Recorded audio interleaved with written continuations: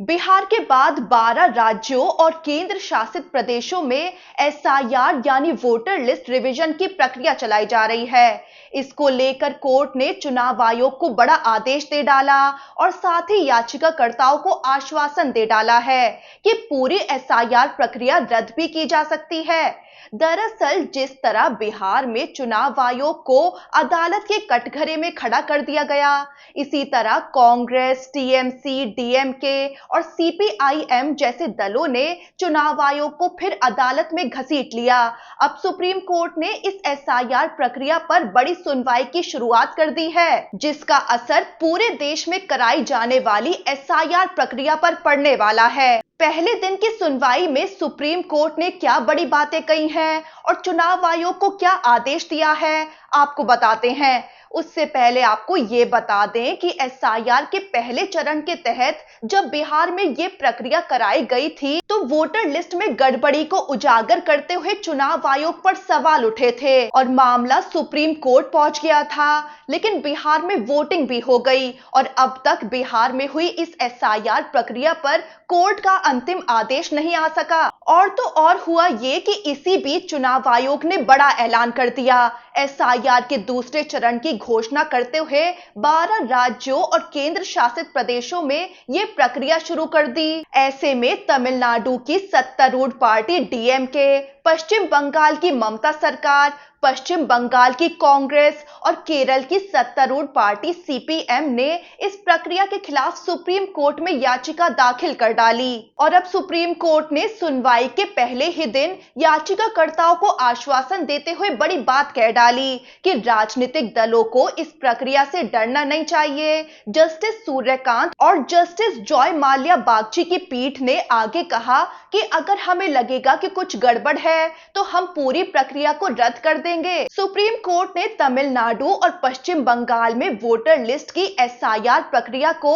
चुनौती देने वाली याचिकाओं पर चुनाव आयोग से जवाब मांगा है। ये याचिकाएं डीएमके, सीपीआईएम, कांग्रेस और टीएमसी नेताओं ने दाखिल की हैं। अदालत ने 2 हफ्ते में चुनाव आयोग से जवाब दाखिल करने को कहा है। वहीं सीनियर एडवोकेट राकेश द्विवेदी ने चुनाव आयोग की ओर से पेश होकर कहा कि चुनाव आयोग 2 सप्ताह में विस्तृत जवाब दाखिल कर देगा। साथ ही कोर्ट ने एआईएडीएमके की उस अर्जी को भी सूचीबद्ध करने की अनुमति दी है जिसमें उसने तमिलनाडु में चल रहे एसआईआर अभियान का समर्थन किया है। वहीं सुनवाई के दौरान सीनियर एडवोकेट कपिल सिब्बल जो डीएमके की ओर से पेश हुए, उन्होंने दलील दी कि ये प्रक्रिया जल्दबाजी में और बिना तय प्रक्रिया के की जा रही है। उन्होंने कोर्ट में कहा कि नवंबर से दिसंबर में तमिलनाडु में उत्तर पूर्वी मॉनसून के चलते भारी बारिश होती है और इस दौरान राजस्व अधिकारी जो बीएलओज, ईआरओज, एईआरओज के रूप में नामित हैं, बाढ़ राहत कार्यों में व्यस्त रहते हैं। सिब्बल ने दलील दी कि मौसम विभाग ने इस बार सामान्य से ज्यादा बारिश का अनुमान जताया है। ऐसे में लोगों से दस्तावेज अपलोड करने और सत्यापन करवाने के लिए ये उचित समय नहीं है। उन्होंने आगे कहा कि कई ग्रामीण इलाकों में नेटवर्क और कनेक्टिविटी भी बहुत खराब है। इस पर जस्टिस सूर्यकांत ने कहा कि भारत जैसे विशाल देश में हमेशा कुछ न कुछ राज्यों में प्राकृतिक आपदा चलती रहती है। उन्होंने चुनाव आयोग के पक्ष में बड़ी बात कहते हुए कहा कि ऐसा लगता है जैसे पहली बार मतदाता सूची तैयार की जा रही हो। उन्होंने कहा कि चुनाव आयोग एक संवैधानिक संस्था है और पहले भी ये काम करती आई है। पीठ ने आगे कह डाला कि राजनीतिक दलों को इस प्रक्रिया से डरना नहीं चाहिए। अगर हमें लगेगा कि कुछ गड़बड़ है तो हम पूरी प्रक्रिया को रद्द कर देंगे। आपको बता दें कि तमिलनाडु, बंगाल और केरल जैसे राज्यों जहां विपक्ष की सरकारें हैं, वहां एसआईआर का विरोध इसीलिए हो रहा है क्योंकि उनका कहना है कि ये एनआरसी जैसा कदम बन सकता है जिसमें नागरिकता साबित करने का दबाव बढ़ता है। दूसरा, इस प्रक्रिया के तहत वोटर से माता पिता की नागरिकता जैसे मुश्किल कागज मांगे जा रहे हैं। और तीसरा कि ये सब चुनाव से ठीक पहले हो रहा है जिससे आशंका है कि मतदाता सूची में छेड़छाड़ हो सकती है।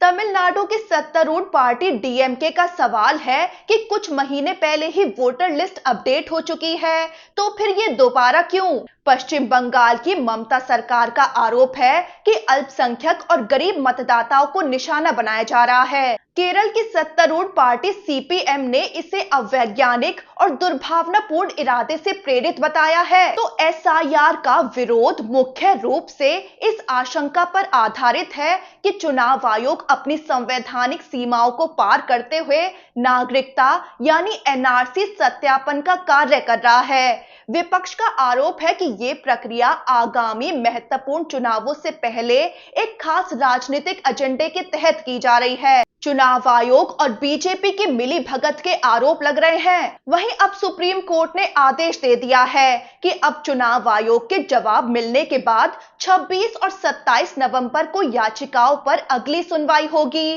कोर्ट अंतरिम राहत यानी एसआईआर पर रोक की मांग पर भी सुनवाई करेगा।